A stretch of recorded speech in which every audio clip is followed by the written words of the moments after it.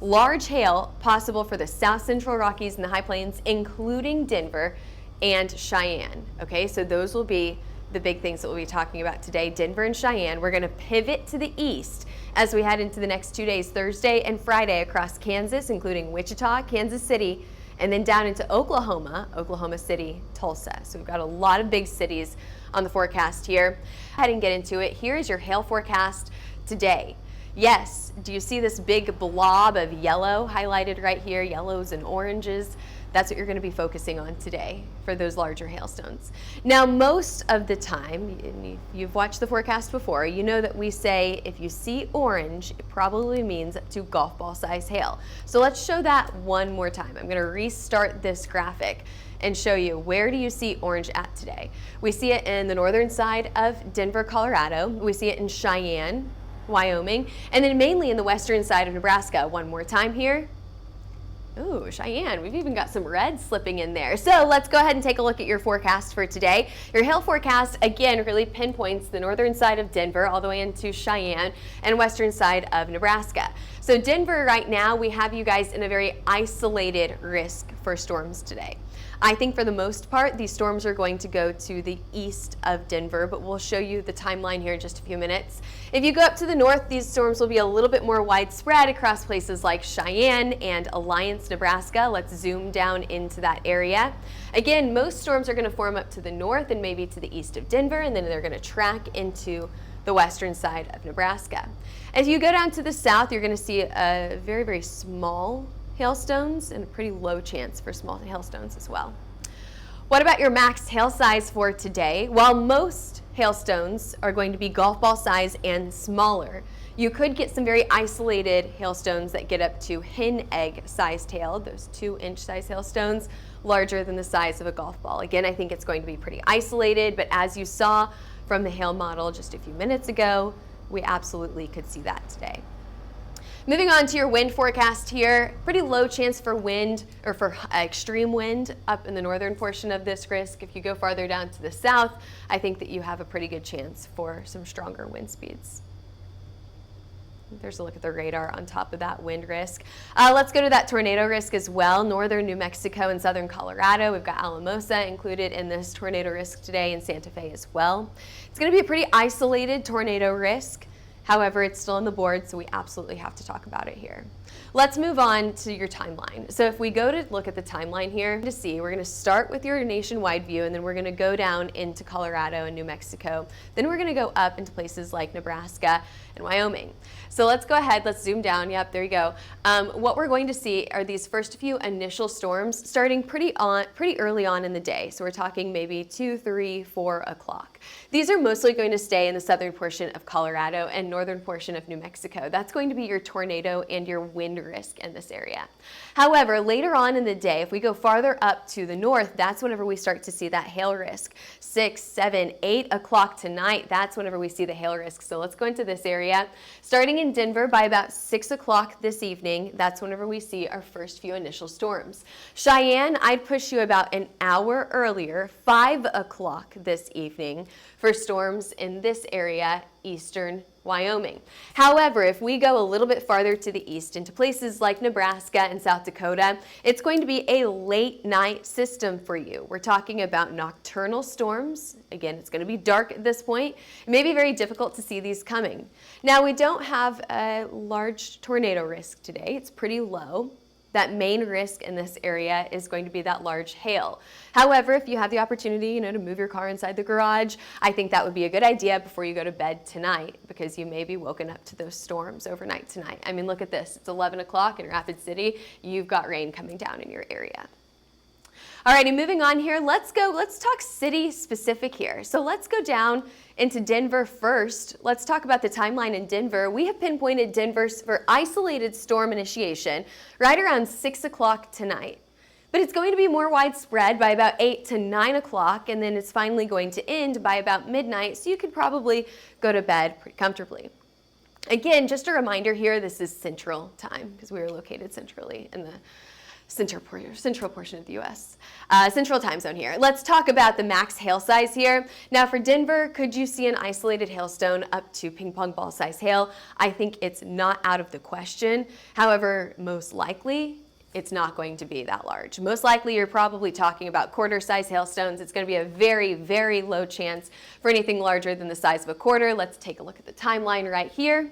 You can see those first few initial storms going up to the east of you. That's right around 6 o'clock. Still pretty isolated by 6 o'clock this evening. However, more widespread as we head into the late night hours, 8, 9, 10 o'clock tonight.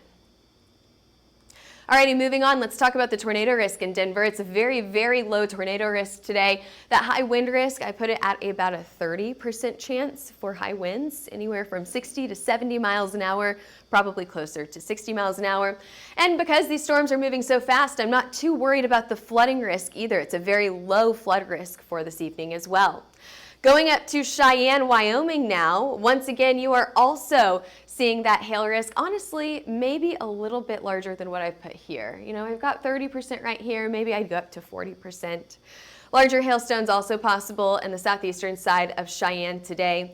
Wind speeds up to 60, maybe 70 miles an hour.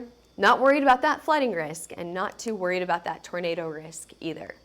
As you look at the flood risk, it's mainly down in Colorado and New Mexico. So that's your flood risk for today. For tomorrow, we go up to the north into North Dakota. By Friday, we don't have a flood risk on the board quite yet. However, I would keep an eye on places in Kansas on Friday. So let's talk about Thursday first, and then we'll get to Friday after that. Before we do we have any weather questions right now? I don't see any weather questions. Tell us where you're watching from. Are you watching from Oklahoma, Kansas, Colorado, Wyoming? All of these places going to get storms this week. I know we have a few Oklahoma viewers on there right now. So Kansas on Thursday, we're watching for the western side of Kansas on Thursday. You're going to see a very isolated hail and wind risk here. As we head into Friday, most of the day will be dry. Most of the day, maybe a light to moderate shower, maybe a strike of lightning, but most of the day will be dry. It's going to be the later portion on Friday into early Saturday morning. That's when you get these storms. So taking a look at the risk, we showed you this yesterday. Now we're shifting it down to the south, still including Kansas City, Wichita in that storm risk here, but now we're adding in Oklahoma as well. And this is very consistent to what the Storm Prediction Center showed you this morning as well. So we've got Woodward, OKC, Tulsa, Wichita all included in this risk here. Let's talk about hail. Where will the largest hailstones be? We're thinking on the southwestern side of the risk. So we're talking about the tail end of these storms here where it gets a little bit more isolated farther down to the south in places like Woodward, Clinton, maybe Fort Sill getting in on the action there as well. I think we'll zoom in here. Yeah, let's zoom in. Let's talk about the risks here. Now, one thing that you're going to see whenever we talk about the timeline is that we've got widespread showers and storms moving across this area. As you go farther down to the south, these are a lot more isolated. Now, what an isolated storm does is it has a lot of room to organize, and it's got a lot of time to organize as well without more storms on top of it kind of impeding that organization.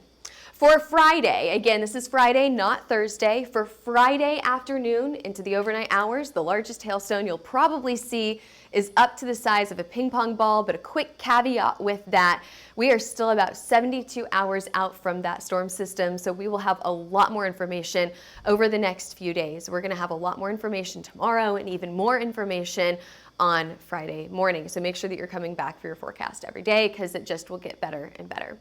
All right, let's take a look at your timeline here. By 7 o'clock, maybe a shower or two, but for the most part, everyone is dry on Friday. You have Friday afternoon plans, maybe some early dinner, no problems there. As we head into the late night hours on Friday, that's whenever things get really interesting. You can see those first few showers and storms going up in St. Joe by 5:30 on Friday evening. Then we really start to see this expand all the way down into the central portion of Kansas, northern portion of Oklahoma as we head into the late night hours Friday and again into early Saturday morning. At this point, most of us are probably in bed, fast asleep, and the lightning and the thunder maybe Hail and high wind could also wake us up as we head into the overnight hours. So just something important, you need to make sure that you have multiple ways to get your weather alerts Friday night into Saturday morning in this area. We're going to have some widespread rain here, maybe even some flooding issues in this area as well. I always watch for the eastern side of Kansas for flooding because you could have some training going on in this area.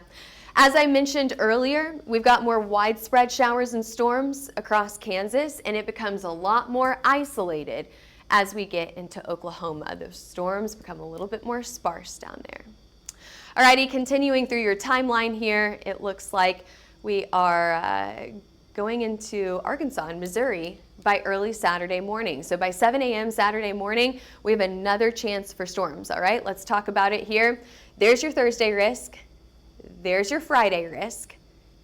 There's your Saturday risk. And we've been talking about Saturday since Monday.